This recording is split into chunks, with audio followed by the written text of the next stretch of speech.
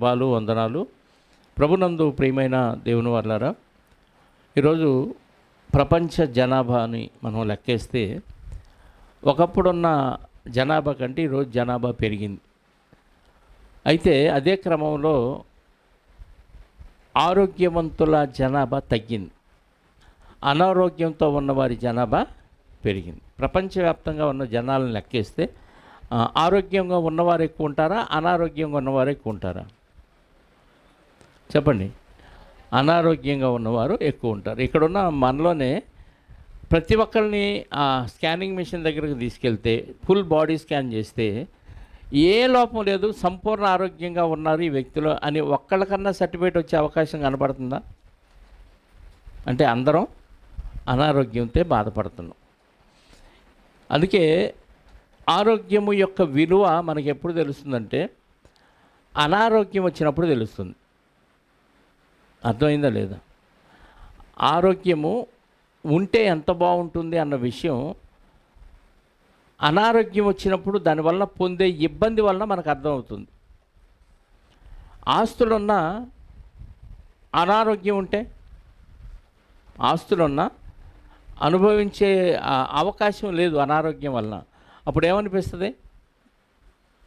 చెప్పండి. ఎంత ఆస్తి ఉన్నా నాకు ప్రయోజనం లేదు, అనుభవించే అవకాశం లేదు. కారణం అనారోగ్యం.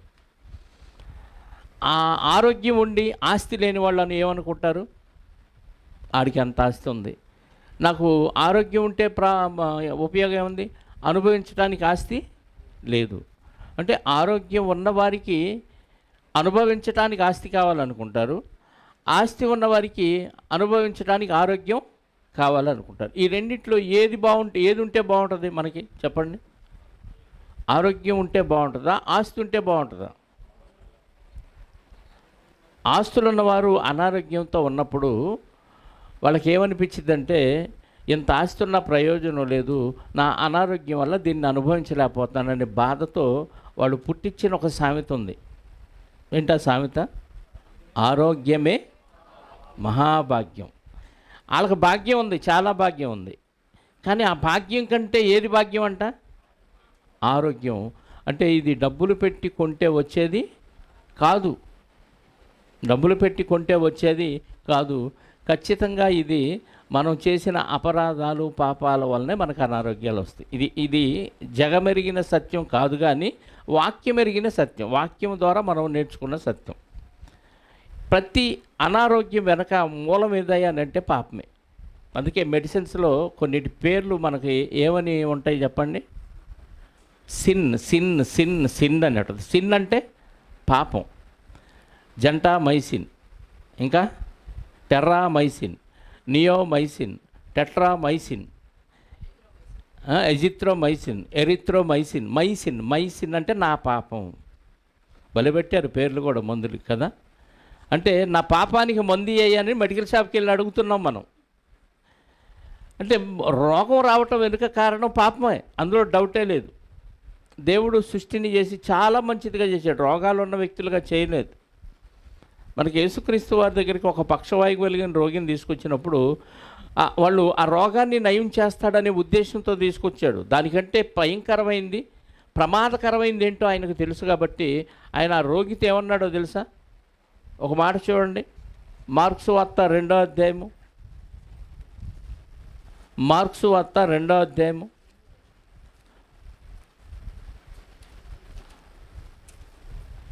ఆ పక్షవాయువు కలిగిన రోగిని యేసుక్రీస్తు వారి ఇంట్లో ఉన్నప్పుడు తీసుకొస్తే అక్కడ ఖాళీ లేకపోతే ఆయన దగ్గరికి తీసుకువెళ్ళటానికి వాకిట్లో ఖాళీ లేకపోతే వాళ్ళు ఇంటి కప్పు ఎక్కి పై కప్పు విప్పి ఆ రోగిని మంచంతో సహా యేసుక్రీస్తు వారి పాదాల దగ్గరికి దించినప్పుడు ఆయన పలికిన మాట చూడండి. ఏమన్నాడు?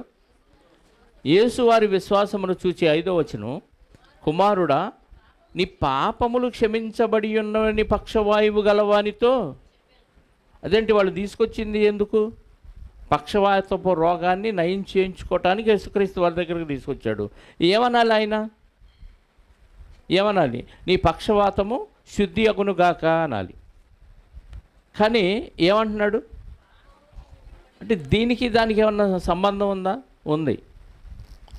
పాపం వలన మనకి జీతం వస్తుంది. ఏంటా జీతం అంటే నరకం. నరకానికి వెళ్ళేవాడికి ఏమొచ్చిందంటే అనారోగ్యం వచ్చింది. అనారోగ్యం ఎందుకు వచ్చిందంటే నిన్ను టెస్ట్ చేయడానికి వచ్చింది. ఇప్పుడన్నా దేవుడా అని చూస్తావేమోనని, ఇప్పుడన్నా దేవుడు వైపు చూస్తావేమోనని అనారోగ్యాన్ని పెడితే దీన్ని కూడా మనం పట్టించుకోం. మనం చెప్పాను వడదెబ్బ గురించి కదా. సూర్యుడికి అధికారం ఇచ్చాడు, సూర్యుడు కాలుస్తున్నా వాళ్ళకి ఏమనిపించిందంట. ప్రకటన గ్రంథంలో ఒక మాట చదివాం కదా, సూర్యుడికి అధికారం ఇచ్చాడు. 16వ అధ్యాయము 8వ వచనంలో వాళ్ళు ఏమంటున్నారు, 4వ దూత తన పాత్రను సూర్యుని మీద కుమ్మరింపగా మనుష్యులను అగ్నితో కాల్చుటకు సూర్యునికి అధికారం ఇయ్యబడెను. కాగా మనుషులు తీవ్రమైన వేడిమితో కాలిపోయి ఈ తెగుళ్ళ మీద అధికారము గల దేవుని నామమును దూషించిరి గాని ఆయనను మహిమపరచునట్లు వారు మారు మనసు పొందిన వారు కారు. రోగం వచ్చినప్పుడు ఎందుకు వచ్చింది, ఇది ఎలా నయమైంది, దేవుడు ఎందుకు ఇచ్చాడనే ఆలోచనతో దేవుడి దగ్గర పశ్చాత్తాపడి దీని వెనకున్న కారణం ఏంటని ఆలోచించి దాన్ని విడిచిపెట్టడం కాదు. ఈ దేవుడు ఏంటో నాకే పెట్టాడు ఈ రోగం, అడిగి పెట్టవచ్చు కదా. వాళ్ళు డబ్బు లేని వాళ్ళు దరిద్రులుగా ఉన్నారు, ఎంత ఆరోగ్యంగా ఉన్నారు, నాకే పెట్టాడని దేవుణ్ణి దూషిస్తారు కానీ ఎందుకు వచ్చిందని ఒక్క ఆలోచన కూడా చేయరంట. అర్థమవుతుందా? కాబట్టి వ్యాధులు రావటం వెనుక మనం ఏదో పాపం చేసాం, పాపం అనగానే బ్యాడ్ హ్యాబిట్స్, అబద్ధాలు ఆడటం, మోసం చేయటం, దొంగతనం ఇవి మాత్రమే కాదండి. చిన్న చిన్నవి కనపడనివి మనలో చాలా ఉంటాయి. దేవుడు ఒక అద్భుతమైన సిస్టమ్ను దేవుడు మన శరీరంలో పెట్టాడు. అది బయటికి తెలియకపోయినా లోపల అనేకమైన రసాయనాలు ఉత్పత్తి అయ్యే గ్రంథులు పెట్టాడు. మన శరీరం మొత్తం ఖచ్చితంగా లోపల అనేకమైన రసాయనాలు ఉత్పత్తి అవ్వటాన్ని బట్టి మన శరీరం తీరుతెన్నులు ప్రవర్తన ఉంటుంది. అరికాల నుంచి నడినెత్తి వరకు శరీరంలో రసాయనాలు తిరుగుతూ ఉంటాయి రక్తంలో కలిసి. ఈ రసాయనాలు ఎక్కడి నుంచి ఉత్పత్తి అవుతాయి, రసాయనాలు ఎక్కడి నుంచి అంటే గ్రంథుల్లో నుంచి ఉత్పత్తి అవుతాయి. ఈ గ్రంథులు అక్కడక్కడ పెట్టాడు, మెదడులో కూడా పెట్టాడు. మనకున్న ఆలోచన విధానం మారితే అందులో ఊరే ఆ రసాయనం ఉత్పత్తి అయింది. ఆలోచన విధానం ఒక రకంగా ఉంటే ఒక రసాయనం ఉత్పత్తి అయింది, ఆలోచన విధానం చెడుగా ఉంటే దానికి ఒక రసాయనం ఉత్పత్తి అయింది. వీటిని గ్రంథుల్లో నుంచి ఉత్పత్తి అయ్యే హార్మోన్స్ అంటారు. ఏమంటారు? హార్మోన్స్ అంటారు. ఈ హార్మోన్స్ వల్లనే మన శరీరం ప్రవర్తిస్తుంది. ఇప్పుడు నువ్వు నిద్రపోవాలన్నా, నీకు ఆకలి అవ్వాలన్నా, నీకు గడ్డాలు మీసాలు రావాలన్నా, అవయవాల్లో మార్పు రావాలన్నా, శరీరం ఎదగాలన్నా, నీవు యూరిన్కి వెళ్ళాలన్నా, మోషన్కి వెళ్ళాలన్నా, నీ శరీరములో ప్రవర్తించే ప్రతి తీరుతెన్నులకి కారణం ఈ రసాయనాలు. ఇప్పుడు ఎదుటి వ్యక్తి మీద మనం కుళ్ళు పెట్టుకున్నాం అనుకోండి, ఈర్ష్య పెట్టుకున్నాం అనుకోండి, నీలో ఒక రసాయనం ఉత్పత్తి అయింది, హార్మోన్. అది ఎంత ఉత్పత్తి అవ్వాలో అంతే అవ్వాలి. దానివల్ల ఒక పని జరిగిద్ది శరీరంలో. ఆ కుళ్ళు అలాగే పెట్టుకుంటే దానివల్ల ఎక్కువ రసాయనం ఉత్పత్తి అయ్యి అది ఎముకల దాకా వెళ్ళిపోయి ఎముకల్ని గొల్ల చేసింది. నీకు అర్థమవుతుందా? ఈరోజు ఎక్కువ మందికి గ్యాస్ ట్రబుల్స్ ఉంటున్నాయా? సరిగ్గా ఆహారం తినకపోవటం వలన. ఏమండి, తినే ఆహారంలో ఈ కెమికల్స్ లేదా పురుగు మందుల అవశేషాలు కలవటం వలన, వాతావరణం కాలుష్యం అవటం వల్ల, వీటన్నిటి వలన మనకు అనారోగ్యాలు వస్తున్నాయి. ఇది ఖచ్చితమే. వీటిని కూడా జయించి నువ్వు ఆరోగ్యంగా ఉండాలంటే ఖచ్చితంగా దేవుని వాక్యాన్ని మనం పాటిస్తేనే ఆరోగ్యంగా ఉంటాం. ఆరోగ్యంగా ఉండటానికి చాలా సూత్రాలు దేవుడు బైబిల్లో పెట్టాడు. అవి పాటిస్తే ఆటోమేటిక్గా మనకు ఆరోగ్యం వచ్చింది. అది ఏ పరిస్థితుల్లోనైనా నువ్వు ఆరోగ్యంగానే ఉంటావు. ఎందుకుంటావు ఆరోగ్యంగా అంటే నీలో ఉత్పత్తి అవ్వాల్సిన కెమికల్స్ని నువ్వు ఆ విధానంలో దేవుని వాక్యాన్ని పాటించటం ద్వారా దేవుడు ఉత్పత్తి చేస్తాడు. దాన్ని బట్టి నువ్వు ఆరోగ్యంగా ఉంటావు. ఈరోజు ఆరోగ్యం కోసం ఉదయం లేవగానే జనాలు వీధుల్లో, పార్కుల్లో నడుస్తూనే ఉంటారు, పరిగెత్తేవాళ్ళు పరిగెత్తూనే ఉంటారు. దేనికోసం ఇది చెప్పండి? నడక కావాలి, రన్నింగ్ కావాలి, శరీర వ్యాయామం కావాలి, ఆహార నియమాలు పాటించాలి. ఆహార నియమాలు పాటిస్తూ వ్యాయామం చేసేవాళ్ళు అనారోగ్యం వచ్చిద్దా రాదు? వాళ్ళకి తక్కువగా వస్తుంది వాస్తవంగా ఆలోచిస్తే. అది కొంతవరకు ఉపయోగమే. కానీ దానికంటే ఉపయోగం ఏంటో తెలుసా? దానికంటే ఉపయోగం దేవుని వాక్యాన్ని నువ్వు పాటించటం వల్ల. దేవుని వాక్యాన్ని పాటించడం వల్ల నువ్వు ఎక్సర్సైజులు చేసిన దానికంటే, ఆహార నియమాలు పాటించిన దానికంటే ఎక్కువ ఆరోగ్యం ఉంటుంది నీకు. అసలు దేవుడు శరీర నిర్మాణం చేసిందే దేవుడు చెప్పిన పని చేయటానికి. పరిశుద్ధత దేవుడు ప్రభు ద్వారా ఇస్తే ఆ పరిశుద్ధతను కాపాడుకుంటూ దేవుడు చెప్పిన పని చేయాలి. యాకోబు పత్రికలో అంటాడు కదా, భక్తి ఏదనగా, నిజమైన భక్తి ఏదనగా దిక్కులేని పిల్లలను విధవరాండను వారి ఇబ్బందుల్లో పరామర్శించుటయు ప్లస్ ఇహలోక మాలిన్యము తనకంటకుండా తన్ను తాను కాపాడుకోవటం. అంటే ఒక పక్క దిక్కులేని పిల్లల్ని విధవరాండ్రని ఇబ్బందుల్లో పరామర్శించే పనిలో ఉంటూ మళ్ళీ ఏం చేయాలి? పరిశుద్ధతను కాపాడుకోవాలి. మాలిన్యం అంటకూడదు. మాలిన్యం అంటితే రోగం వచ్చింది. నువ్వు ఎంత పరిచర్య చేసినా వేస్టే. దిక్కులేని పిల్లల్ని అనాథ శరణాలయాల్లోకి వెళ్ళి ఆదరించిన, విధవరాండ్రని ఆదరించిన, వాళ్ళ ఇబ్బందుల్లో మనం సహాయం చేసిన, నీలో పరిశుద్ధత లేకపోతే, ఇహలోక మాలిన్యం అంటితే, ఇవన్నీ చేసిన ప్రయోజనం లేదు. ఇంత పరిచర్య చేస్తున్నాడు, ఈయనకు రోగాలు ఏంటి అనుకుంటున్నాం, అందులో ఏదో తేడా కొట్టింది, పరిశుద్ధత కోల్పోయాడని అర్థం. చిన్నది చాలండి మనం పరిశుద్ధత కోల్పోవటానికి. ఎదుటివాడి మీద ఒక చెడు అభిప్రాయం పెట్టుకుంటే చాలు, పాపమే. వ్యర్థుడా అని సహోదరుడంటే పాపమేనది, నరకానికి పోయేంత పాపం. ఈ సంగతి ఎవరికి తెలిసింది? అన్న వ్యక్తికి, దేవుడికి తప్ప ఎవరికి తెలియదు. ఇది చాలా చిన్న పాపమే కదా, ఏముందలే, సింపుల్ కదా అనుకుంటున్నావు. దానివల్ల నీకు నిత్య జీవం పోతుందన్న విషయం మర్చిపోతున్నావు. ఇక్కడ అనారోగ్యం వచ్చిందన్న విషయాన్ని కూడా మర్చిపోతున్నావు. లోకంలో ఆరోగ్యం కోసం ప్రయాసపడుతున్నారు, కోకొల్లలుగా ఉన్నారు. ఆరోగ్య నియమాలు పాటిస్తూ, ఆహార నియమాలు పాటిస్తూ ఖచ్చితంగా బతుకుతున్న వాళ్ళు చాలామంది ఉన్నారు. కానీ వాళ్ళకి నిత్య జీవం లేదు. కొంత ఆరోగ్యం ఉంటే ఉండొచ్చు, కానీ వాళ్ళకు కూడా ఏదో ఒక వ్యాధి వచ్చి పోతారు, అందులో డౌటే లేదు. కానీ భక్తులైన వారు కూడా అనారోగ్యాలతో పోతున్నారు. భక్తులైన వారికి కూడా భయంకరమైన వ్యాధులు వస్తున్నాయి. అంటే కారణం ఏంటి? భక్తుల్లో ఏదో పాపం చోటు చేసుకుంది. అందుకే ఈ ఎక్సర్సైజుల గురించి, వ్యాయామాల గురించి దేవుడు రాయించిన ఒక మాట చూడండి. భక్తుల గురించి భక్తిహీనుల గురించి. తిమోతి మొదటి పత్రిక 5వ అధ్యాయము 8వ వచనం. తిమోతికి రాసిన మొదటి పత్రిక మొదటి అధ్యాయము, లేదు 5వ అధ్యాయం కదా, 8వ వచనం. ఎవడైనను 4:8 చూడండి. 4:8 శరీర సంబంధమైన సాధకము. శరీర సంబంధమైన సాధకం అంటే ఎక్సర్సైజ్. కొంచెము మట్టుకే ప్రయోజనకరమగును కానీ దైవభక్తి ఎప్పటి జీవము విషయములోను రాబోవు జీవము విషయములోను వాగ్దానముతో కూడినదైనందున అది అన్ని విషయములలో ప్రయోజనకరమగును. శరీర సంబంధమైన సాధకం, ఎక్సర్సైజులు, రన్నింగ్లు, వాకింగ్లు, ఆహార నియమాలు, ఇవన్నీ కొంత మట్టికే ప్రయోజనం. నిన్ను పూర్తి ఆరోగ్యవంతుడిగా తీర్చలేవు, పూర్తిగా నిన్ను నిత్య జీవానికి చేర్చలేవు. కొంత మట్టికే ప్రయోజనం. కానీ దైవభక్తి ఇప్పటి జీవము అంటే దైవభక్తి ఉంటే ఇప్పుడు జీవం కూడా నీకు గడిచిపోద్ది, నో ప్రాబ్లం, డౌటే లేదు. దైవభక్తి ఉంటే ఇప్పటి జీవము. ఈ జీవం కోసం పడరాని పాటలు పడుతున్నాడు మనిషి ఈరోజు. ఇక్కడ బతుకు తెరువు కోసం ఊళ్ళు వెళ్ళిపోతున్నారు, వలస వెళ్ళిపోతున్నారు, దేశాలు దాటి వెళ్ళిపోతున్నారు, కుటుంబాన్ని వదిలేసి వెళ్ళిపోతున్నారు. కానీ దైవభక్తి ఇప్పటి జీవ విషయంలో కూడా మనకు ఉపయోగపడుతుంది అంటున్నాడు. కానీ దాని మీద మనకు విశ్వాసం లేదు. విశ్వాసం ఉంటే వెళ్ళం. విశ్వాసం ఉంటే దేవుడి మీద ఆధారపడితే పోషిస్తాడు, నన్ను జీవింపజేస్తాడు అన్న విషయం మనకు అర్థమైతే ఖచ్చితంగా ఎక్కడికి వెళ్ళం, దేవుని పనే ముఖ్యం అనుకుంటాం.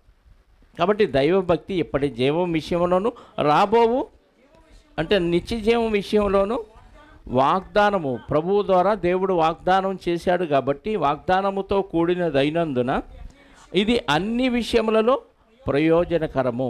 అంటే ఎక్సర్సైజ్ చేసి ఆహార నియమాలు పాటిస్తే ఒక్క విషయంలోనే కొంత మట్టుకే ప్రయోజనం. కానీ దైవభక్తి ఉంటే అన్ని విషయాల్లో ప్రయోజనం. ఇప్పుడు ప్లస్ రాబో జీవం, నిత్య జీవంలో ప్రయోజనం, ఇప్పుడు లోకంలో కూడా ప్రయోజనం. అంటే ఏది బెటర్గా ఉంది? దైవభక్తి బెటర్గా ఉంది. కానీ భక్తి ఎంతవరకు అంటే కొంత మట్టుకే. మనం ఇంతకంటే నా వల్ల కాదంటున్నావు. కుదిరితే చేస్తున్నావు. కుదిరితే చేయమని దేవుడు ఎక్కడా చెప్పలేదు. కుదుర్చుకొని చేసుకో, లేకపోతే కుదురుస్తాడు నరకంలో. దేవుని భక్తి కుదుర్చుకొని చేయాలి. నీకు కుదిరినప్పుడు తీరినప్పుడు నా వల్ల కాదు అని ఇప్పుడు చెప్తావు. స్వతంత్రం ఇచ్చాడుగా, కృపాకాలంలో ఉన్నావు కాబట్టి నువ్వేది చెప్పినా చెల్లిద్ది ఇక్కడ. కానీ ఒకానొక రోజు దేవుడి చేతిలో చిక్కుతావు. అప్పుడు ఎవరేమన్నా ప్రయోజనం లేదు, ఎంత ప్రాధేయపడినా ప్రయోజనం లేదు. ఇప్పుడు ఎవరికైనా చెప్పానుకో, నా ఇష్టం, మాకు తెలుసులేవయ్యా చూసుకో అంటాడు. నీకు తెలిస్తే భక్తి ఎలా చేయవు. సంఘ క్షేమాభివృద్ధిలో నీ పాత్ర ఏమీ కనపట్టలా. శరీరంలో ఉన్నావా ఊడిపోతున్నావా అర్థం కాని పరిస్థితిలో కొంతమంది ఉన్నారు. ఎందుకు వస్తారో ఎందుకు వెళ్ళిపోతారో తెలియదు. ఊరికే చెవులతో వాక్యం విని వెళ్ళిపోతే ఎలాంటి ప్రయోజనం లేదు. వాక్యాన్ని విని క్రియ చేయాలి. అప్పుడు నీకు ఆరోగ్యం, అప్పుడు నీకు దేవుడు క్షేమాన్ని కలుగజేస్తాడు. నీకుండే నష్టాల్లో నువ్వు పాటించే విధానాన్ని బట్టి నీకు నష్టాలు రావటం కానీ, నీ కుటుంబం సరిగ్గా లేకపోవటం కానీ, నీకు దేవుడు ఆశీర్వాదం పొందుకోకపోవటానికి నీ ప్రవర్తనే కారణం అన్న విషయం మనం మర్చిపోతున్నాం. ఉడతా భక్తి పనికిరాదు. ఇక్కడ సంపూర్ణంగా భక్తి చేస్తేనే దేవుడిచ్చే ఆశీర్వాదం ఉంటుంది. ఇక్కడి జీవం విషయంలోనూ రాబో జీవం విషయంలో ఖచ్చితంగా మనకు అన్ని విషయాల్లో అది ప్రయోజనకరం అవును అంటున్నాడు.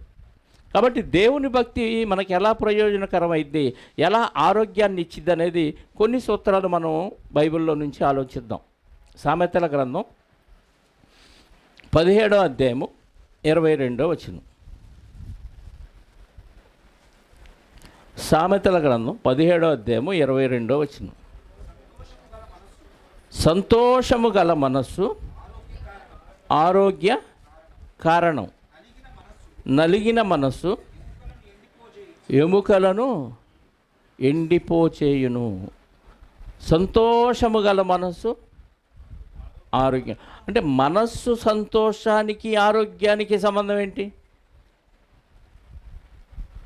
మనస్సు సంతోషంగా ఉంటే ఆరోగ్యం బాగుంటుందంట. నలిగిన మనసు అంటే మనస్సు సంతోషంగా లేదు, నలిగిపోయింది, బాధలో ఉంది. ఎముకలను ఎండిపోజేను. ఏమంటే మనం మనస్సులో బాధపడితే ఎముకలు ఎండటం ఏంటండి? మనస్సులో సంతోషపడితే ఆరోగ్యం బాగుండటం ఏంటి? దేవుని వాక్యం ఇది, దేవుని వాక్యం. ఆరోగ్యమే మహాభాగ్యం అన్నాడు. ఆరోగ్యమే కాదు, ఆరోగ్యము కూడా ఒక భాగ్యం అంతే. ఆరోగ్యమే మహాభాగ్యం ఎలా అయింది? ఆరోగ్యము కంటే భాగ్యమైంది ఏది? డబ్బు ఉందా? డబ్బు మహాభాగ్యమే. అసలు వీటన్నిటికంటే మహాభాగ్యం ఏది? శాశ్వతమైన జీవంలో ప్రవేశించటమే మహాభాగ్యం. అది దేవుడు యేసుక్రీస్తు ద్వారా ఇచ్చాడు. ఇది మాత్రమే మహాభాగ్యం. దీన్ని మించిన భాగ్యం ఏది లేదు. ఆరోగ్యము కూడా ఒక భాగ్యం, ఆశీర్వాదం కూడా ఒక భాగ్యం అంతే. దేవుడిచ్చిన ఆశీర్వాదం. ఈ ఆశీర్వాదం వాగ్దానముతో కూడింది, నిత్య జీవానికి సంబంధించింది. అయితే ఇంకంతకంటే మంచి ఆశీర్వాదం ఇంకేది లేదు. కాబట్టి ఆరోగ్యము ఒక భాగ్యం. ఆ భాగ్యం మనకి ఎక్కడ రావాలంటే, ఇప్పటి జీవం విషయంలో ఆరోగ్యంగా మనం ఉండాలంటే మనస్సు సంతోషంగా ఉండాలి. మనసు సంతోషంగా ఉండాలంటే లోకంలో ఉన్నాం. లోకంలో చెడు కనపడిద్ది, మంచి కనపడిద్ది. మనకి చెడు జరిగిద్ది, మంచి జరిగిద్ది. సహజంగా మనిషి లక్షణం ఏంటి?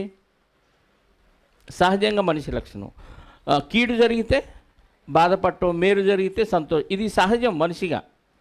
మనం రోబోలం కాదు. అవతల నష్టం జరుగుతున్న రోబో అయితే ఎలా ఉంటుంది? నిశ్చలంగా ఉంటుంది. దానిలో ఎక్స్ప్రెషన్స్ ఏమీ ఉండవు. ఇక్కడ సంతోషంగా ఉన్న రోబోలో ఏమీ నవ్వు కనపడదు. కానీ మనిషిగా మనకి మనసు ఉంది కాబట్టి, మనసుకు స్పందించే గుణం ఉంది కాబట్టి, ఈ గుణం వలన మనం బాధ వచ్చినప్పుడు కుంగిపోతాం, సంతోషం వచ్చినప్పుడు ఆనందంతో గంతులు వేస్తాం. కానీ ఎల్లప్పుడూ సంతోషంగా ఉండే మనసు మనకు ఉంటే ఎలా ఉంటుందంట? సంతోషము గల మనసు ఆరోగ్య కారణము.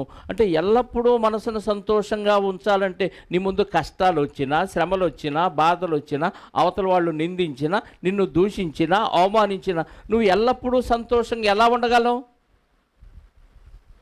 ఎలా ఉండగలవు?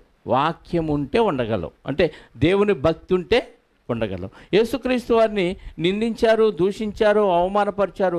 అయినా ఎలా ఉన్నాడు? ఆయన బాధను ఏమన్నా వ్యక్తం చేశాడా? కుంగిపోయాడా? కృషించాడా? లేదు.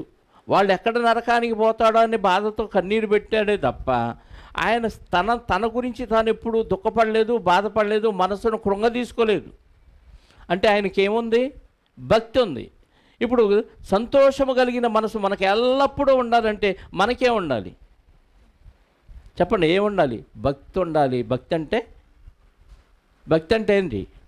దేవుని మీద పూర్తిగా విశ్వాసం. ఈ లోకం టెంపరీ. నా ముందు ఏం జరగని నేను పరలోకం వెళ్ళాలి. పరలోకం వెళ్ళటానికి నేను ఎలా ఉండాలో, దేవుడు ఎలా ఉండమని చెప్పాడో అలా నేను ఉండాలంతే. ఇక ఇది తప్ప నా కళ్ళ ముందు ఏమీ కనపడకూడదు. అప్పుడు ఎప్పుడూ సంతోషంగానే ఉంటాం. ఎదుటి వాళ్ళు చూసి ఆశ్చర్యపోవాలి. ఇన్ని విపత్తులు జరుగుతున్నా, ఇంత కళ్ళ ముందు ఇంత అవమానం జరుగుతున్నా, ఇంతమంది నిందిస్తున్నా, ఇంతమంది దూషిస్తున్నా, ఏంటి వీళ్ళు ఇలా నిశ్చలంగా నవ్వు మొహంతో ఎలా ఉన్నారు, సంతోషంగా ఎలా ఉండగలిగారు అని క్వశ్చన్ రావాలి ఎదుటి వాళ్ళకి. నీ భక్తి వాక్యానుసారం అయితే. ఊరకనే ఏలాడేసుకొని దిగులు పడుతూ అబ్బా నష్టం వచ్చింది, అబ్బే అది ఇదని ఊరక కుంగిపోతూ ఆమదం దాగిన మొహంలాగా పెట్టావనుకోండి, నీకు భక్తి లేనట్టే. దీనివల్ల అనారోగ్యం వస్తుంది. సైన్స్ చెప్తాను తర్వాత. సైన్స్లో ఎందుకు మనం అనారోగ్యం పాలవుతున్నాం, ఎందుకు సంతోషంగా ఉంటే ఆరోగ్యంగా ఉంటామో సైంటిఫిక్గా మన శరీరంలో జరిగే ఈ కెమికల్ రియాక్షన్ ఏంటో మనకు అర్థమైంది. డాక్టర్లు ఆరోగ్య సూత్రాలు చెప్తూ వాళ్ళు చెప్పిన మాటలు నేను విన్నాను.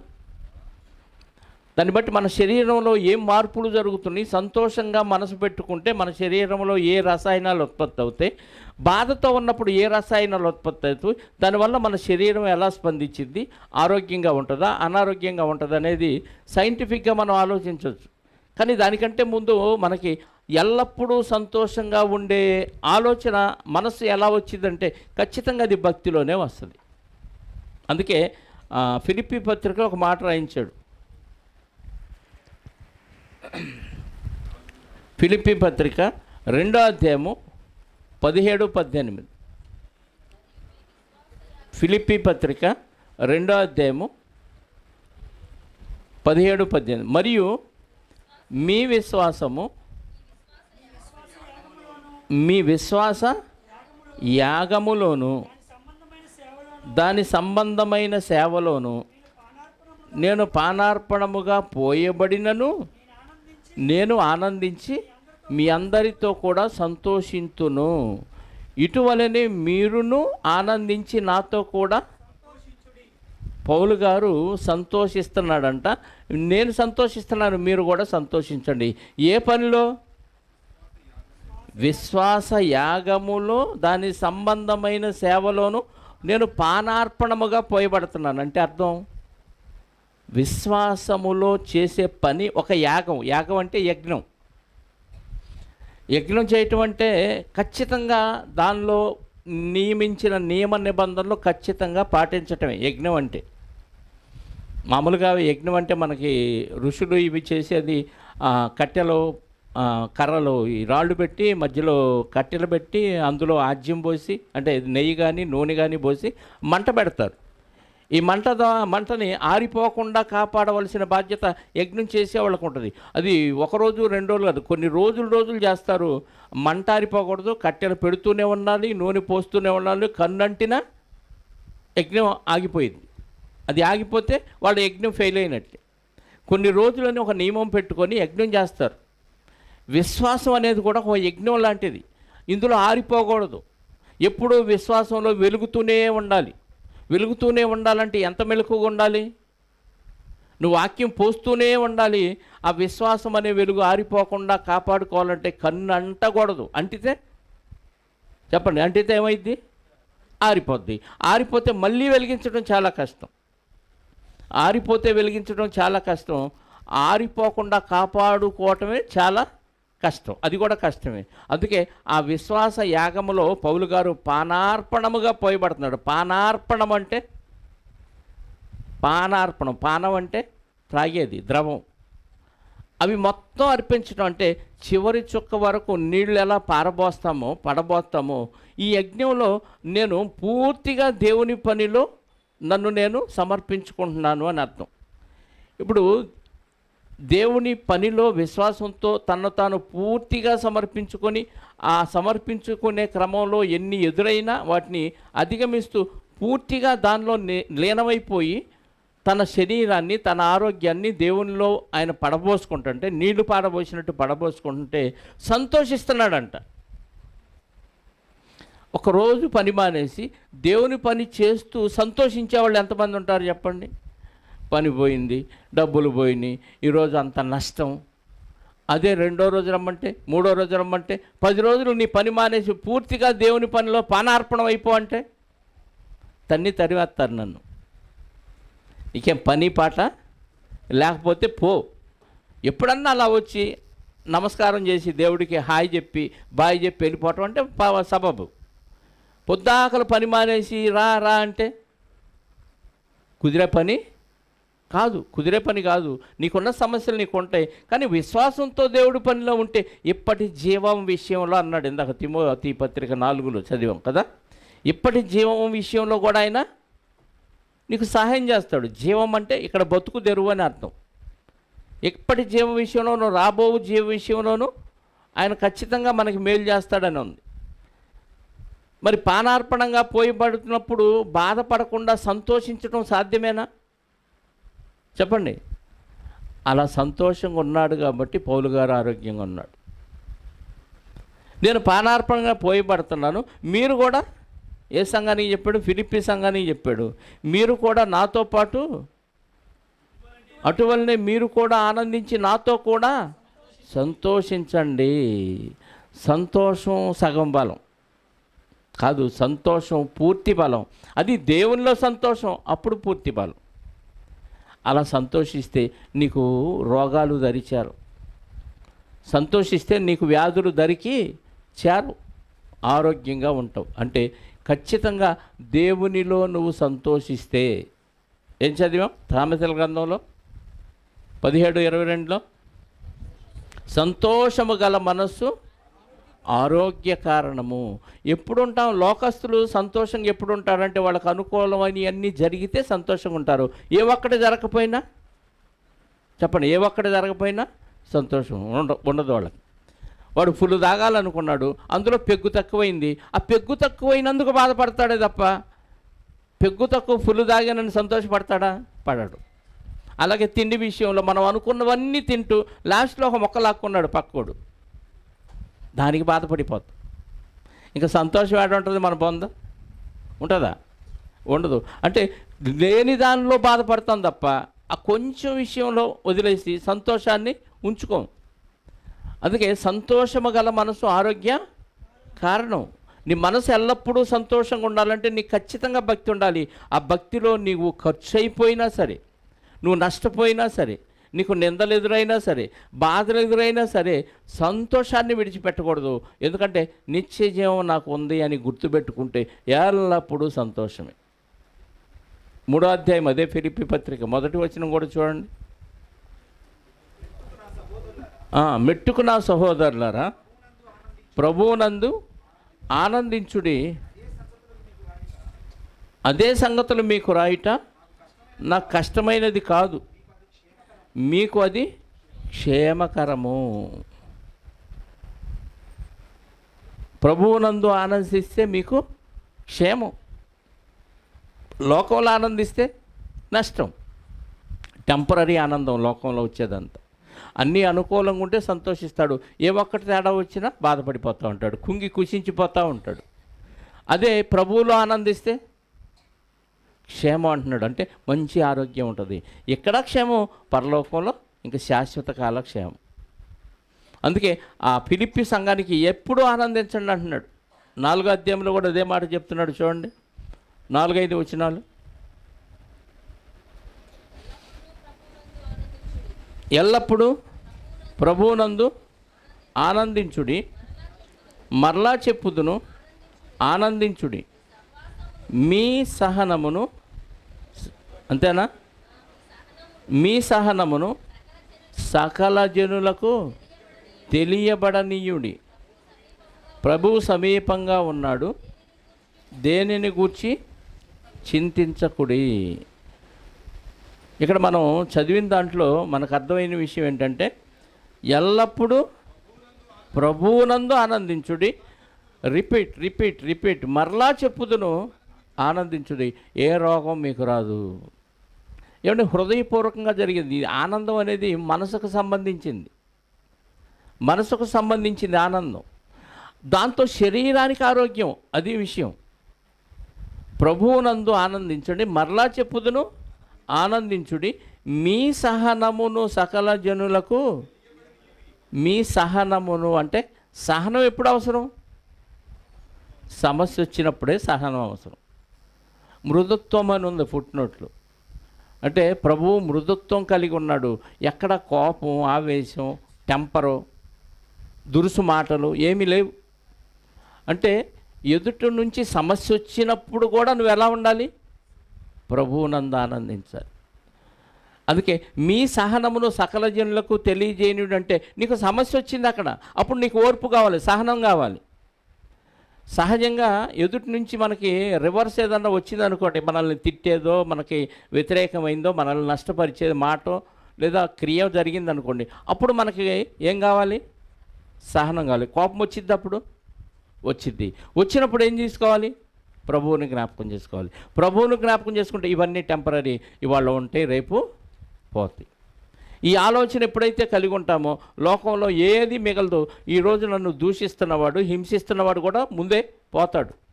వాడు కూడా ఈ లోకంలోంచి ఏమీ తీసుకెళ్లేది లేదు. టెంపరీగా వాడికి ఈ విషయాలు తెలియదు కాబట్టి ఆవేశంతో ఏదేదో అంటాడు, ఏదేదో ప్లాన్లు వేస్తాడు. కానీ నేను దేవుని సన్నిధిలో ఉన్నాను, అన్నీ నా విషయాలన్నీ దేవుడు చూసుకుంటాడు. నాకు ఎందుకు చింత? అడ్వర్టైజ్మెంట్లు అంటున్నాం, క్రేణువుకు ఒక్కపొడి ఉండగా ఏందది పెళ్లి కార్యక్రమాల్లో చింత ఎందుకు దండగా? క్రేణు ఒక్కపొడి మనకు ఒక్కపొడి ఉంటే చింత వద్దా? మిగతా ఎవడిస్తాడు? ప్రభు ఉంటే ఎలాంటి చింత మనకు అవసరం లేదు కదా. ఏమంటే ఆ ధీమాతో, ఆ ధైర్యంతో సమస్యలు వచ్చిన ఆనందాన్ని మనసులో పెట్టుకొని సంతోషించే భక్తులు కనపడతారా? బైబిల్లో కనపడుతున్నారు అంతే. ఇది మనం పాటిస్తే ఎలా ఉంటుందని ఎప్పుడన్నా ప్రాక్టీస్ అన్నా చేశారా?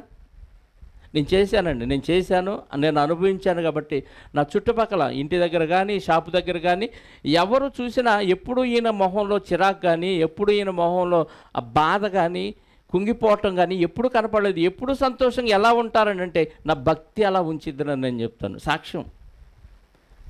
నాకు షాపులో అటుపక్క ఇటుపక్కల ఉన్న వాళ్ళు కూడా అడుగుతారు, ఒక ప్రశ్న అడిగారు, నేను సమాధానం చెప్పాను వాళ్ళకి. ఎలా ఉండగలుగుతున్నారు? అది సమస్యలు లేవంటే సమస్యలు బోల్డ్ ఉంటాయి. ఏదున్నా నాకు తీర్చే నాదుడు ఉన్నాడు. చింత ఎందుకు దండగా, ప్రభువు మన చెంత, అది మన సూక్తి. అలా ఉన్నప్పుడు ఇంకా మనకు సమస్యలు లేవు.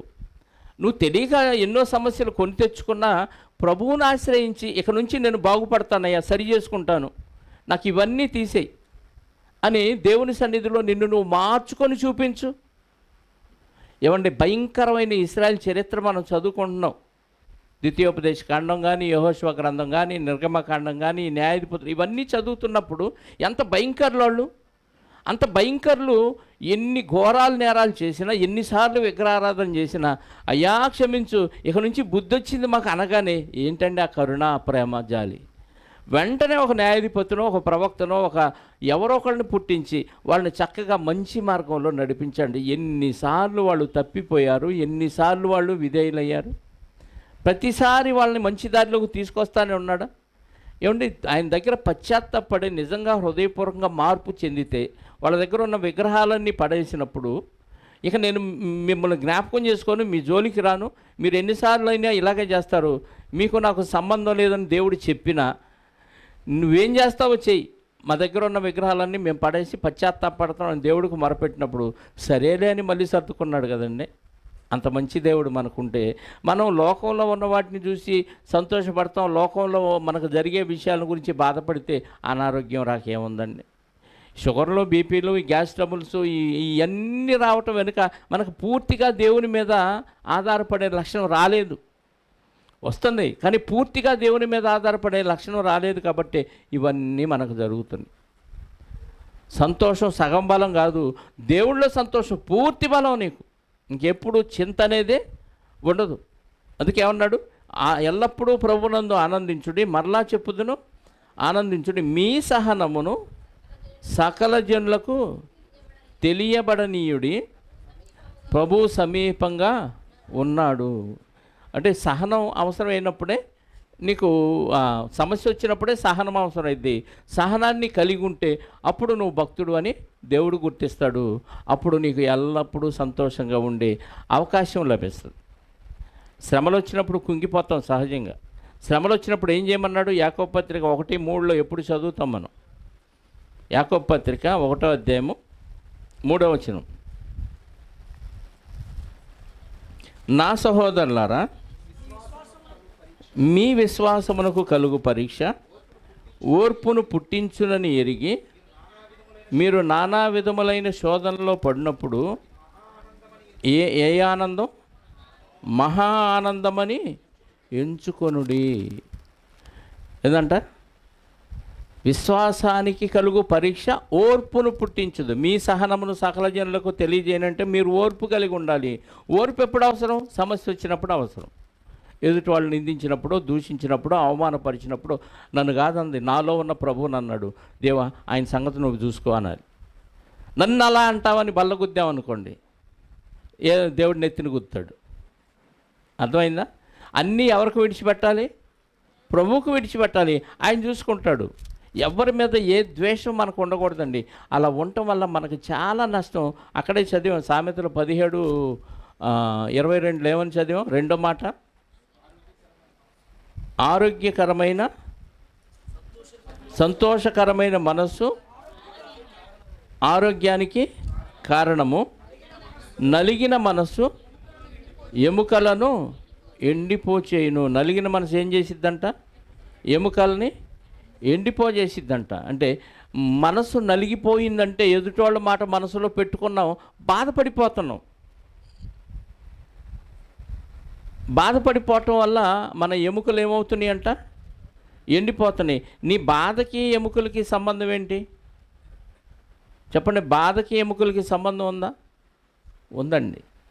బాధకి ఎముకలకి ఖచ్చితంగా సంబంధం ఉంది. ఎందుకంటే భయంకరమైన కెమికల్స్ ఉత్పత్తి అవుతాయి. మనకి కడుపులో కూడా భయంకరమైన యాసిడ్స్ ఉత్పత్తి అవుతూ ఉంటాయి. మన తిన్న ఆహారాన్ని అరగదీయటానికి యాసిడ్స్ అన్నీ ఉత్పత్తి అవుతూ ఉంటాయి.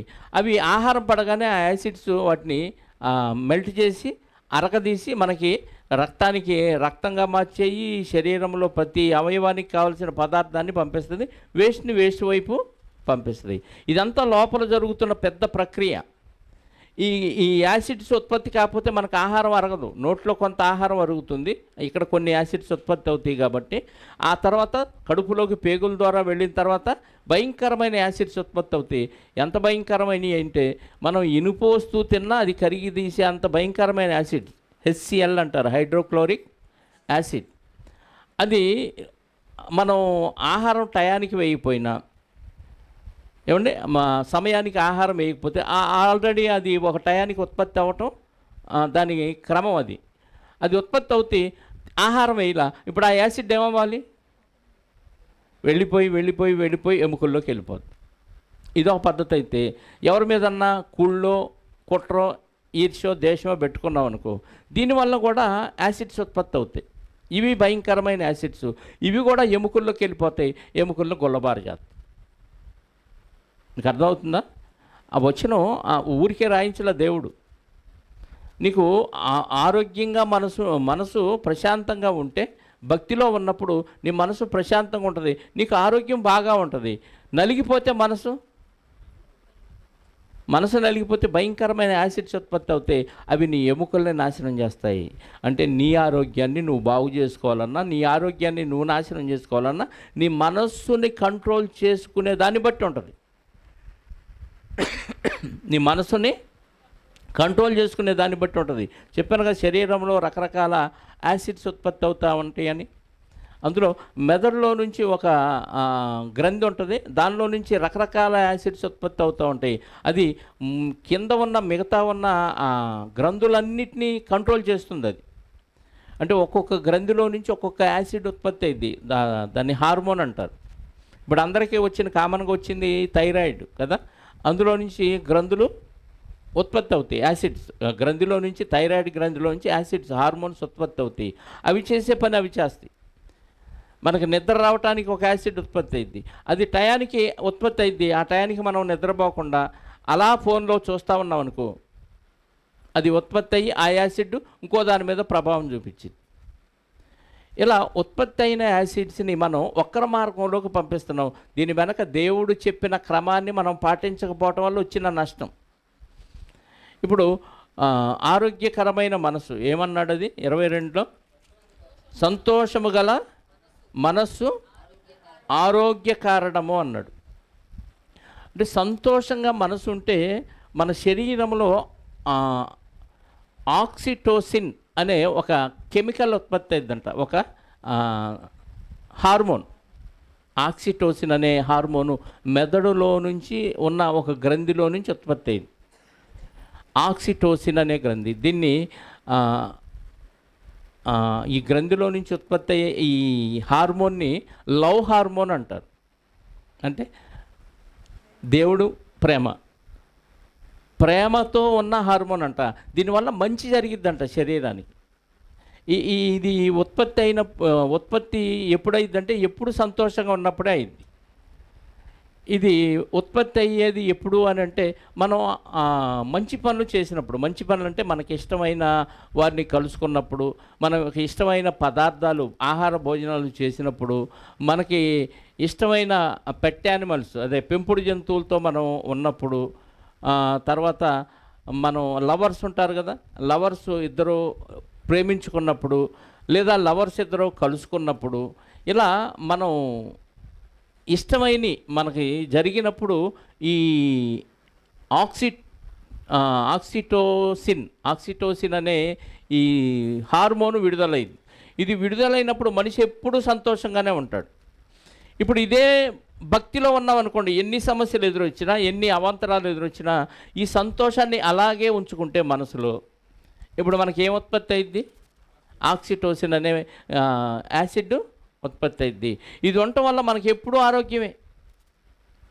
ఇది ఉత్పత్తి అయినప్పుడు మనకి ఎప్పుడూ సంతోషంగానే ఉంటాం.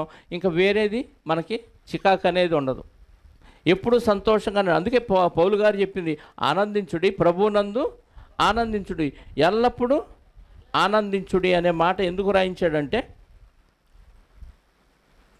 ఎందుకు రాయించాడు? మనం దేవుణ్ణిలో ఆనందిస్తామని. దేవుణ్ణిలో ఆనందిస్తే ఆటోమేటిక్గా ఆరోగ్యం వచ్చేసింది. పానార్పణంగా పోయిబడిన ఆయనకి ఆరోగ్యంగానే ఉన్నాడంటే ఆ ప్రభువులో ఉన్న ఆనందం వలన నీకు ఈ ఆక్సిటోసిన్ అనే ఈ యాసిడ్ ఉత్పత్తి అవ్వటం వల్ల, యాసిడ్ అంటే ఇది లవ్ గ్రంథి అంటారు, లేదా ఫీల్ గుడ్ హార్మోన్ అంటారు. అంటే ఫీల్ గుడ్ హార్మోన్ అంటే ఇందులో నుంచి వచ్చే రసాయనం నువ్వు సంతోషంగా ఉండటానికి, మంచిగా ఉండటానికి సహాయం చేసే హార్మోన్ ఇది. నువ్వు మంచిగా బ్రతకటానికి, అంటే మంచి ఆలోచనలతో సంతోషంగా ఉండటానికి ఉత్పత్తి అయ్యే రసాయనం ఇది. ఇది కాకుండా రెండో మాట ఉంది చూసారా, ఏంటది? నలిగిన మనస్సు. అంటే మనసులో కల్మషమో లేదా బాధో ఇంకేదో పెట్టుకున్నాం అనుకో, కార్టిజోల్ అనే హార్మోన్ ఉత్పత్తి అయిందంట. కార్టిజోల్ అనే హార్మోను ఇది ఉత్పత్తి అవటం వల్ల ఇది ఆటోమేటిక్గా ఎముకల్లోకి వెళ్ళిపోద్ది. ఇది దీర్ఘకాలం ఎప్పుడూ మనసుని ఏదో ఒక విషయంలో కలత పెట్టుకుంటూ, బాధ పెట్టుకుంటూ అలా ఉండిపోతాను అనుకో, ఏదో ఒక విషయంలో ఇది దీర్ఘకాలికంగా అలా ఉత్పత్తి అవుతూ ఉంటే అది చివరికి ఎముకల్లోనికి వెళ్ళిపోయి ఎముకల్ని గొల్లబారు చేసిద్దంట. ఎముకలను గొల్లబారు చేస్తే ఆటోమేటిక్గా ఈజీగా కింద పడుకున్నా చిన్న దెబ్బ తగిలినా ఆటోమేటిక్గా పటక్కమని ఎముకలు ఇరిగిపోతాయి. ఎముక ఎందుకు ఇరిగిందిరా అంటే దీని వెనక ఎంత కారణం ఉంది? నీ మనస్సు ఎప్పుడూ చికాకుతోనో బాధతోనో నలిగిపోవటం వల్ల మనస్సుకి ఎముకకి ఎంత సంబంధం ఉందో చూడండి.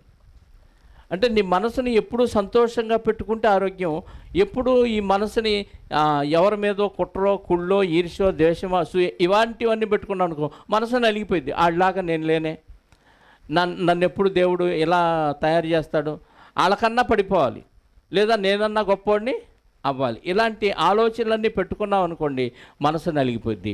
మనసు నలిగిపోతే ఈ ఆక్సిటోసిన్ అనేది ఉత్పత్తి అవ్వకుండా ఏం ఉత్పత్తి అవుతుంది? అది కార్టిజోల్ అనే హార్మోన్ ఉత్పత్తి అయింది. దీనివల్ల ఎముకలు గుల్లబారిపోతాయి, మొహం మీద నల్లటి మచ్చలు వస్తూ ఉంటాయి, కంటి కింద నల్లటి వలయాలు వస్తూ ఉంటాయి.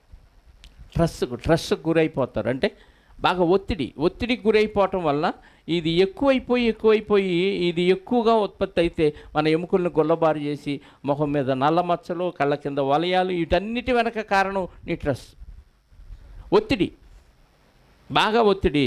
ఇది తీసేసుకోవాలంటే మార్గం ఏంటి? వాక్యమే. ఇది తీసేసుకోవాలంటే మార్గం దేవుడు, భక్తి, అంతే. అంటే భక్తి వలన మనకి ఎంత ఆరోగ్యమో చూడండి. భక్తి లేకపోవటం వల్ల, లేదు భక్తిలో ఉన్న మళ్ళీ ఈ ఒత్తిడికి గురైపోతే భక్తి ఉన్నట్టా లేనట్ట? చెప్పండి, భక్తి ఉన్నట్టా లేనట్ట? చెప్పాలి. లేనట్టే, భక్తి లేనట్టే. భక్తి ఉంటే ఇంకా నీకు చింతే ఉండదు. చింత ఎందుకు దండగా, ప్రభువు నా మన చెంత ఉండగా. ఇదే సూక్తిని పాటించండి, ఆటోమేటిక్గా మీలో ఖచ్చితంగా ఆక్సిటోసిన్ అనే హార్మోన్ విడుదలవుతుంది. ఎల్లప్పుడూ సంతోషంగా ఉంటారు, ఆరోగ్యంగా ఉంటారు. రెండవ సూత్రం ఒకటి ఆలోచిద్దాం. సామెతల గ్రంథం 14వ అధ్యాయం 30వ వచనం చదవండి.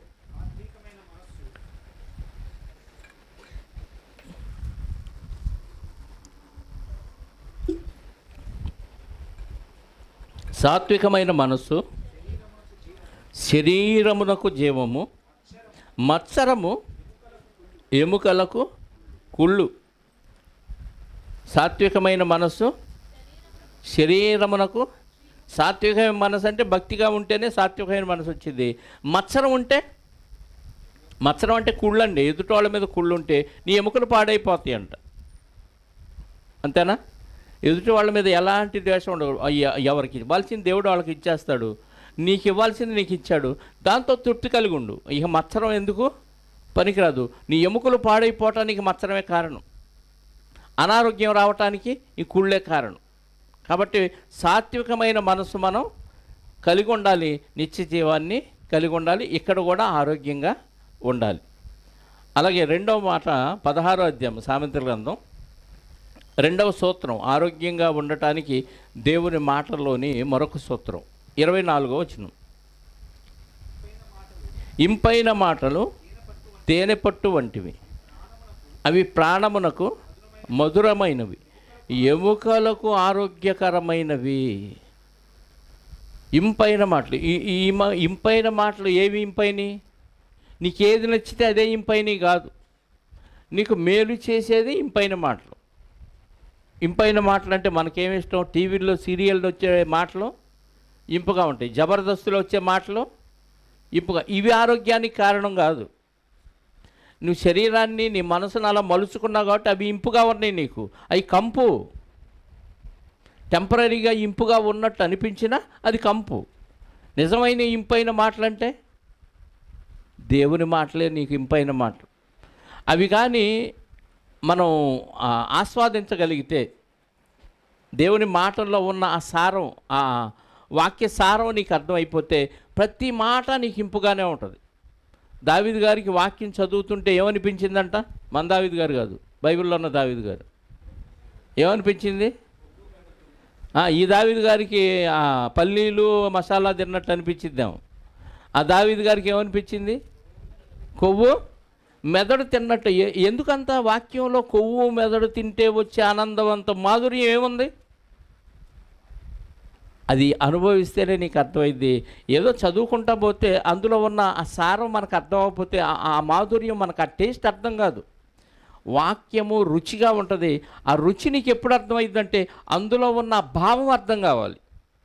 ఆ భావం అర్థమైతే అసలు ఆనందమే వేరు. ఒక్కొక్క మెసేజ్ తయారు చేస్తుంటే, ఒక్కొక్క మాట నాకు తాకుతుంటే, అందులో ఉన్న విషయం నాకు అర్థమవుతుంటే అసలు సంతోషానికి అవధులు ఉండవండి. అది వచ్చి ప్రజెంట్ చేసేదాకా నాకు మైండ్ నిండా ఇక అదే ఆలోచనలు తిరుగుతూ ఉంటాయి. ఆ ఆనందానికి ఇంకా వర్ణించడానికి వీలు లేదు. అంత ఆనందం ఉంటుంది. అందుకే అది ఇంపుగా ఉంటుంది మనకి, పాటించినోడికి అది కంపుగా ఉంటుంది కదా. పాటించినోడికి అది ఇంపుగా అనిపించదు. వాక్యము మనకు అర్థమైతే, వాక్య భావం మనకు అర్థమైతే, అది నాకు చాలా మేలు చేస్తుందన్న విషయం నీకు అర్థమైపోతే చాలా ఇంపుగా ఉంటుంది. ఇప్పుడు ఆ మాటలు నువ్వు ఇంపుగా స్వీకరించగలిగితే నీకు ఏమొస్తుందంట? ఇంపైన మాటలు తేనె పట్టు వంటివి, అవి ప్రాణమునకు మధురమైనవి, ఎముకలకు ఆరోగ్యకరమైనవి. అంటే మంచి యాసిడ్, ఆక్సిటోసిన్ అనే యాసిడ్ ఉత్పత్తి అయింది, నీ ఎముకలకు ఆరోగ్యంగా ఉంటుంది, నీకు మధురంగా ఉంటుంది. అలాంటి మాటలు దేవుని మాటలు తప్ప ప్రపంచంలో ఇంకే మాటలు దొరకవు.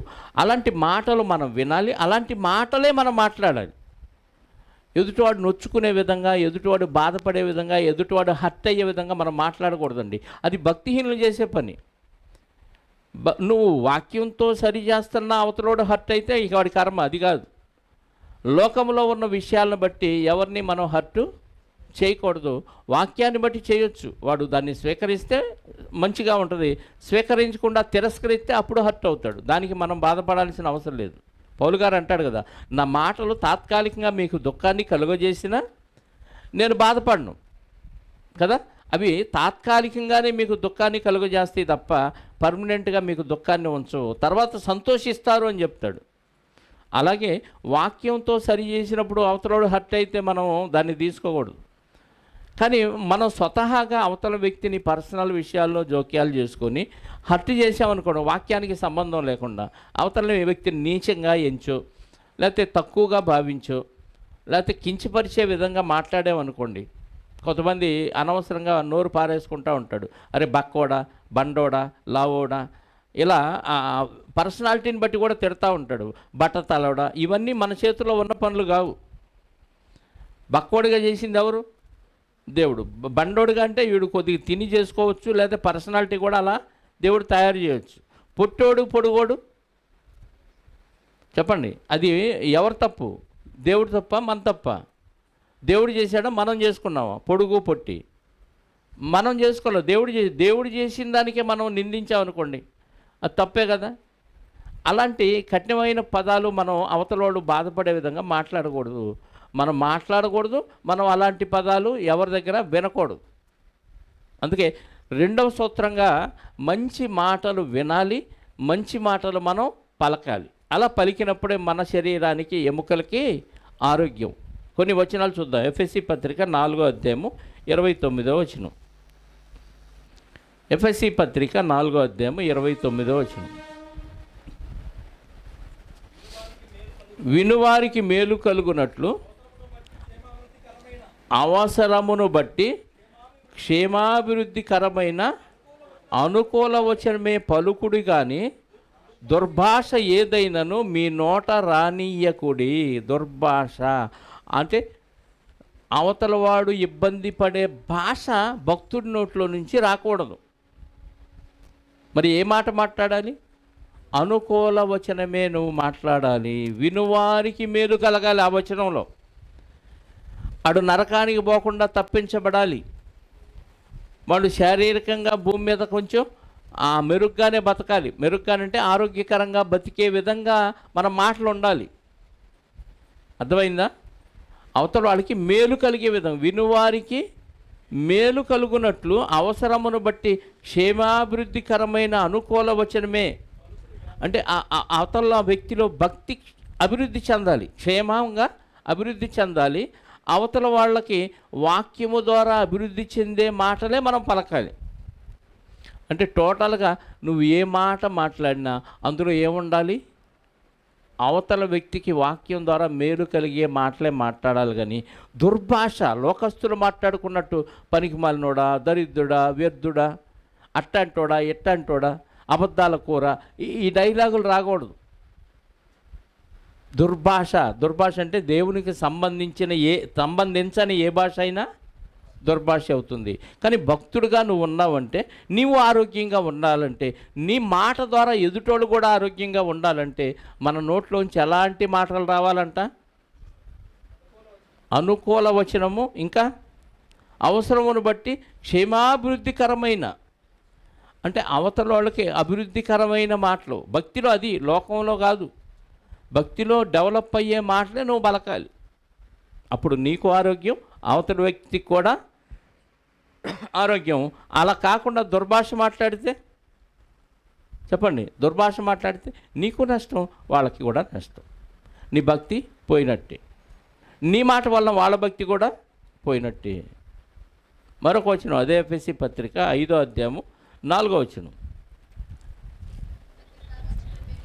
కృతజ్ఞతా వచనమే మీరు ఉచ్చరింపవలను, కానీ బూతులైనను, పోకిరి మాటలైనను, సరసోక్తులైనను ఉచ్చరింపకూడదు. ఇది నీకు తగునా? ఎంతమంది శత్రులాడుకుంటారండి. ఇది భక్తులు అదేమంటే ఆ శత్రు కన్నాలే. శత్రులు పనికి రావంటున్నాడు దేవుడు. అంటే భక్తుడువా, భక్తిహీనుడువా? సరసోక్తులంటే సరసోక్తులంటే ఇవే సరసాలాడటం అంటారు, చూసారా? అది భార్యాభర్తలు సరసాలాడుకున్నారంటే అర్థం ఉంది. మొగోళ్ళు సరసాలాడుకుంటారు, సంఘంలో సభ్యులతో సరసాలాడుకుంటారు.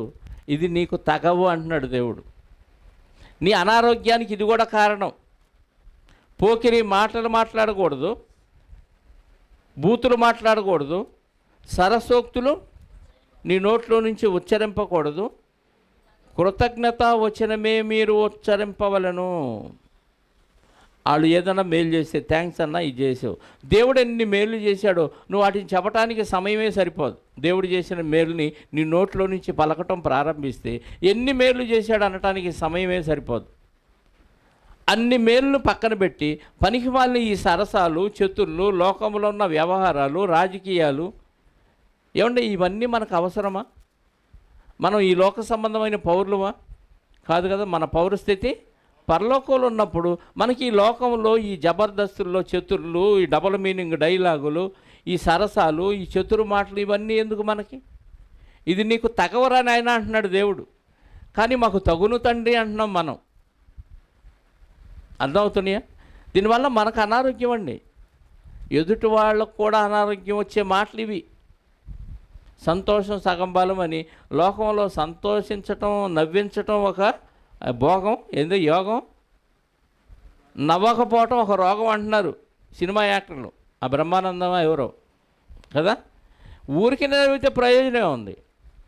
కొంతమంది లాఫ్ థెరపీ అని కోపం వచ్చినప్పుడు ఆ కోపాన్ని దిగమించుకోవటానికి లేనిపోని నవ్వుని తెచ్చుకొని పకపకా నవ్వుతున్నారు. ఏంటంటే ఇది ఒక ట్రీట్మెంట్ అంట. ఇది మనసులో నుంచి వచ్చిన నవ్వా, నటించిన నవ్వా? దీనివల్ల ఆరోగ్యం ఎలా బాగుపడింది? మనస్సు మారిన దాన్ని బట్టి ఆరోగ్యం ఉంటుంది. మనసులో చెడుంచుకొని, మనసులో కుళ్ళుంచుకొని పైకి నవ్వితే ఆరోగ్యం వచ్చిందా? ఇది నటనవ్వదు. లాఫ్ థెరపీ అని నీకు లోపల ఎన్ని స్ట్రగుల్స్ ఉన్నా, ఎన్ని ఇబ్బందులు ఉన్నా మీరు నవ్వుతూ ఉండండి అనగానే వీడు ఫేస్ని ఇలా సాగదీసి నవ్వుమొహం పెట్టుకుంటాడు. లోపల అగ్నిపర్వతాలు బద్దలవుతాయి. అవన్నీ లోపల అలాగే ఉంటాయి. ఎవడి మీద ఉండాల్సిన ద్వేషం, ఎవడి మీద ఉండాల్సిన పగ, ప్రతీకారం, కుట్ర అన్నీ లోపల ఉంటాయి. పైకి మాత్రం ఇది లోకస్తులు చేసేది. మరి క్రైస్తవులు మైండ్ని సెట్ చేసుకోవాలి ముందు. నీ మనసులో ఉన్న గ్రంథిలో నుంచి ఏ కెమికల్ని ఉత్పత్తి చేయాలో నీవే నిర్ణయించుకోవచ్చు. దానివల్ల నీ ఆరోగ్యం బాగవుతుంది అంటున్నాడు. నీ ఆలోచన విధానాన్ని బట్టే కెమికల్స్ ఉత్పత్తి అవుతాయి. నిద్ర వస్తున్నా ఆ మెలటోనిన్ అనే ఆ రసాయనం ఉత్పత్తి అయిందంట. రాత్రి అయింది, లైట్లు ఆరిపేసాం, చీకటి రాగానే అది ఉత్పత్తి అయింది. వెనకటి రోజుల్లో సూర్యుడు అస్తమించగానే 6:30 7 గంటలకల్లా మెలటోనిన్ అనే ఆ రసాయనం ఉత్పత్తి అయ్యేది, ఆటోమేటిక్గా నిద్ర వచ్చేసేదంట వాళ్ళకి. ఇప్పుడు దాన్ని ఈ లైట్ల వెలుగులు ఏం చేస్తున్నాం, లైట్లు వేసి ఆరిపేస్తున్నాం, అది ఉత్పత్తి అయింది, ఆగిపోయింది. తర్వాత రమ్మన్నా నిద్ర రాదు. దానికి బోడు సెల్ ఫోన్ పెట్టుకొని చూసి చూసి చూసి ఆ ఉత్పత్తి అయ్యే ఆ రసాయనాన్ని ఇక ఉత్పత్తి కాకుండా ఆపేస్తాం. అది వస్తేనే నీకు నిద్ర వచ్చింది. ఎంత మంచి కెమికల్ ప్రాజెక్టు పెట్టండి లోపల దేవుడు. ప్రతిదానికి రసాయనాలు ఉత్పత్తి అవ్వాలి. నీ శరీరంలో నీ కోపం వచ్చినప్పుడు ఒక రసాయనం ఉత్పత్తి అయింది, ఆవేశం వచ్చినప్పుడు ఒక రసాయనం ఉత్పత్తి అయింది. ఇలా ఎన్నో గ్రంథులు ఉన్నాయి. సుమారుగా 50 రకాల రసాయనాలు ఉత్పత్తి అవుతాయి అంట మన శరీరంలో. 50 రకాల రసాయనాలు ఉత్పత్తి అవుతాయి. ఒక్కొక్క పనికి ఒక్కొక్క రసాయనం నీకు సహాయపడింది, కంట్రోల్ చేస్తాయి. నీ శరీరాన్ని నడిపించే విధానంలో కంట్రోల్ చేస్తాయి. ఈ రసాయనాలు రక్తముతో కలిసి రక్తము శరీరంలోని అన్ని అవయవాలకి ప్రవహిస్తాయి. కానీ ఏ ఉద్దేశంతో ఈ రసాయనం ఉత్పత్తి అయిందో ఆ శరీర అవయవాన్ని మాత్రమే అది కంట్రోల్ చేస్తుంది. మీకు అర్థమైందా? ఏ శరీర అవయవానికి ఏ కెమికల్ ఉత్పత్తి అవ్వాలో దేవుడు నిర్ణయించి పెట్టేశాడు బాడీలో, నిర్మాణంలోనే. అది దాని పర్పస్ కోసమే ఉత్పత్తి అయింది. ఈ శరీరంలోని అన్ని భాగాలకి ఇది రక్తంలో తిరుగుతున్నా ఈ మిగతా భాగాలను ఏం చేయదు. అది దేని కొరకు అది ఉత్పత్తి చేయించాడో దాన్ని మాత్రమే చేసిద్ది. దాన్ని మనం వక్ర మార్గంలోకి మళ్ళిస్తే, ఇప్పుడు ఆహారం అరగ తీసుకోవటానికి కొన్ని కెమికల్స్ ఉత్పత్తి అవుతున్నాయి, అది కేవలం ఆహారం అరగ తీసుకోవటానికే ఉపయోగించాలి. దాన్ని పక్కకు పెట్టాం, ఆ టైంలో ఆహారం వేయట్లేదు, అది ఉత్పత్తి కానప్పుడు ఆహారం వేస్తున్నాం, దానివల్ల అనారోగ్యం వస్తుంది. ఈ కెమికల్స్ ఉత్పత్తి అయిన ఏమవ్వాలి, పక్కదారికి వెళ్ళిపోవాలి. దాంతో ఎముకల్లోకి వెళ్ళిపోతున్నాయి, ఎముకలు గొల్లబారిపోతున్నాయి. అర్థమైందా? అంటే దేవుడు మన శరీర నిర్మాణంలో పెట్టిన ఉద్దేశ ప్రకారంగా మనం ప్రవర్తించట్లా. అలా ప్రవర్తించాలంటే ఖచ్చితంగా మనం దేన్ని ఫాలో అవ్వాలి? దేవుని మాటలను ఫాలో అవ్వాలి. దేవుని ఆలోచనలో మనం ఉండాలి. అంటే మారు మనసు పొందమని ఎందుకు చెప్పాడో తెలుసా? ఈ మనసును బట్టే నీ శరీరం ప్రవర్తించింది కాబట్టి. అంతకుముందు నీ మనసు లోక సంబంధంగా ఉంది కాబట్టి ఆ మనసు పనికిరాదు దేవుని పనికి ఉపయోగించడానికి. మారు మనసు పొంది బాప్తీసం తీసుకోమని ఎందుకు చెప్పాడంటే నీ మనస్సులోని ఆలోచన ప్రకారంగా నీ శరీరం నడవాలి. నీ మనస్సులోని ఆలోచన ప్రకారంగా కెమికల్స్ ఉత్పత్తి అవ్వాలి. అలా ఉత్పత్తి చేసే సామర్థ్యాన్ని దేవుడు పెట్టాడు. ఆ మనస్సుని కంట్రోల్ చేసుకోవటం నీ ఇష్టం. దేవుని మనసు ఉందా, లోక సంబంధమైన మనసు ఉందా, దాన్ని బట్టి నీ శరీరంలో ఏ కెమికల్స్ ఉత్పత్తి అవ్వాలో దాన్ని బట్టి ఉంటుంది. దాన్ని బట్టి నీకు అనారోగ్యమా, ఆరోగ్యమా? అర్థమైందా? అందుకే సంతోషము కలిగిన మనస్సు ఉంచేమనుకోండి ఆరోగ్యం. మంచి మాటలు మాట్లాడుతున్నాం అనుకోండి, దేవుని మాటలు, అప్పుడు ఆరోగ్యం. కృతజ్ఞత వచనమే పలకాలు కానీ బూతులు, సరసోక్తులు, ఇంకా ఏమన్నాడు, పోకిరి మాటలు, ఇవి మీరు ఉచ్చరింపకూడదు అంటున్నాడు. కాబట్టి మన మాటలు వాక్యానుసారంగా ఉండాలి. అప్పుడు మనకి ఆరోగ్యం, అవతల వాళ్ళకు కూడా ఆరోగ్యం. మరొక సూత్రం సామెతల గ్రంథం 3వ అధ్యాయం, త్వరగా ముగించుకుందాం. 7-8 వచనాలు. ఆరోగ్యానికి మరొక సూత్రం. సామెతల గ్రంథం 3:7-8. నేను జ్ఞానిని కదా అని ఎవ్వరూ అనుకోవద్దు, యెహోవా యందు భయభక్తులు కలిగి చెడుతనమును విడిచిపెట్టుము, అప్పుడు నీ దేహమునకు ఆరోగ్యము, నీ ఎముకలకు సత్తువ కలుగును. ఎముకలు స్ట్రాంగ్గా ఉండాలంటే ఏం చేయాలంట చెప్పండి? ఎముకలు స్ట్రాంగ్గా ఉండాలంటే ఏం చేయాలి? కాల్షియం ట్యాబ్లెట్లు వేసుకోవాలి. అది మెడికల్లో మనకు చెప్పేది. నీ ఏ ట్యాబ్లెట్ వేయకుండానే దేవుని యందు భయభక్తులు కలిగి చెడుతనాన్ని విడిచిపెడితే ఆటోమేటిక్గా నీ ఎముకలు స్ట్రాంగ్ అవుతాయి అంట. ఏది బాగుంది మనకి? కాల్షియం ట్యాబ్లెట్లు మింగటమే బాగుంటుంది కదా. దేవుడి మాటలు నమ్మి చెడుతనాన్ని విడిచిపెట్టి దేవునికి లోబడి ఉండటం మనకు నచ్చదు. అందుకే ఎముకలు స్ట్రాంగ్గా లేవు, ఆరోగ్యం సరిగా లేదు. అంటే ఆరోగ్యంగా ఉండాలి, ఎముకలు బాగా ఉండాలంటే ఏం చేయమంటున్నాడు 3వ సూత్రంలో? యెహోవా యందు భయభక్తులు కలిగి చెడుతనమును విడిచిపెట్టుము. ఎవరు కనపడుతున్నారు? ఈ మాట చదవగానే మీకు బైబిల్లో ఒక మంచి వ్యక్తి, భక్తుడు గుర్తు రావాలి. ఎవరు? యోబు గారు. ఏం చేశాడంట? యోబు గ్రంథం 1:1 ఇదే మాట ఉంటుంది. ఊజు దేశమందు యోబు అని ఒక మనుష్యుడుండెను, అతడు యథార్థవర్తనుడు, న్యాయవంతుడయ్యుండి దేవుని యందు భయభక్తులు కలిగి చెడుతనమును విసర్జించిన వాడు. అలాంటి వాడు భూమి మీద ఎవరు లేరంట. అంటే దేవుని యందు భయభక్తులు కలిగి ఉండి చెడుతనాన్ని విసర్జిస్తే నీకు ఆరోగ్యం. అర్థమైందా? అదే సామెతల గ్రంథం 10వ అధ్యాయం 27వ వచనం. సామెతల గ్రంథం 10వ అధ్యాయం 27వ వచనం. యెహోవా యందు భయభక్తులు కలిగి ఉండుట దీర్ఘాయువునకు కారణము. నీకు మంచి ఆరోగ్యం ఉంటేనే దీర్ఘాయువు ఉంటుంది. ఆరోగ్యం లేకపోతే మధ్యలోనే పోతావు. దీనికి కారణం ఏంటి? యెహోవా యందు భయభక్తులు కలిగి ఉండుట. భక్తిహీనుల ఆయుష్ తక్కువైపోవును, ఎందుకంటే వాళ్ళు దేవుని యందు భయభక్తులు కలిగి ఉండరు. మరొక సూత్రం ముగిస్తాను. 4వ అధ్యాయము సామెతల గ్రంథం 20, 21, 22. ఎక్కువ సమయం పట్టినట్టుంది, శివరాదివారం కదా, తప్పదు. నా కుమారుడా, నా మాటలను ఆలకించుము, నా వాక్యమునకు నీ చెవి యొగ్గి ఒగ్గుము. నీ కన్నుల ఎదుట నుండి వాటిని తొలగి పోనీయకము. నీ హృదయమందు వాటిని భద్రము చేసుకొనుము. దొరికిన వానికి అవి జీవమును, వారి సర్వ శరీరమునకును ఆరోగ్యమునిచ్చును. ఏందంట? దేవుని వాక్యాన్ని హృదయంలో భద్రం చేసుకుంటే సర్వ శరీరానికి ఆరోగ్యం. 4 ఆరోగ్య సూత్రాలు నేర్చుకున్నాం. మొదటిదేంటి? సంతోషం గల మనసు ఆరోగ్యం ఇచ్చిద్ది. 2,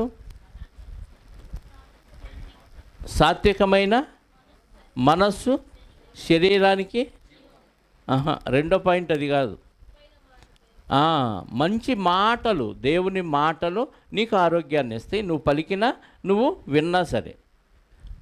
ముందు సంతోషం కలిగిన మనస్సు ఉండాలి.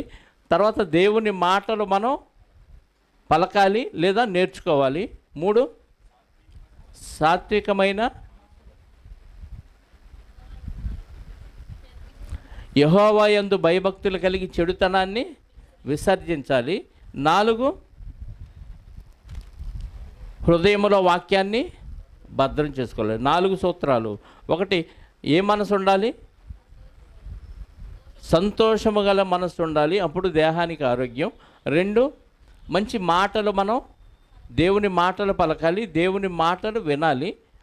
3, యెహోవా యందు భయభక్తులు కలిగి చెడుతనాన్ని విసర్జించాలి. 4, హృదయంలో వాక్యాన్ని భద్రం చేయాలి. ఈ 4 సూత్రాలు పాటించడం వల్ల మనకు వచ్చేదేంటి? మంచి ఆరోగ్యం ప్లస్ నిత్యజీవం. దీనికి వ్యతిరేకంగా కుళ్ళు, కుట్ర, ఈర్ష్య, ద్వేషం ఇవన్నీ ఉండటం వల్ల వచ్చేదేంటి? ఎముకలకు, చెప్పండి, ఎముకలకు కుళ్ళు బలహీనమైపోతాయి, వీక్ అయిపోతాయి, ఇరిగిపోతాయి, అనారోగ్యం వస్తాయి. అనేకమైన రోగాలకు ఇవే కారణం.